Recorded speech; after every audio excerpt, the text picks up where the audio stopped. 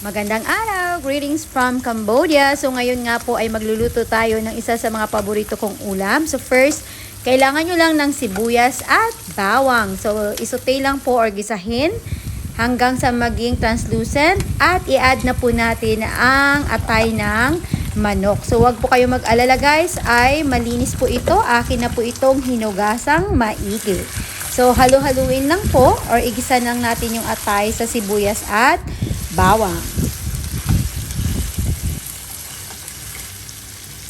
So, syempre guys, ngayon lalagyan ko na siya ng Mamacita's Caldereta Mix. Oh, shock kayo, no? Yes, ang Caldereta Mix hindi lang pang beef, okay? Pwede rin siyang pang atay. Eksperimento ko po ito at promise guys, ang sarap-sarap nito. Hindi na kailangan pa ng magic sarap.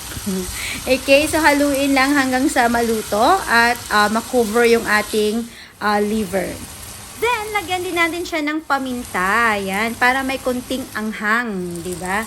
And of course, hindi mawawala ang gulay. So, naglagay ako ng carrots and patatas and red bell pepper.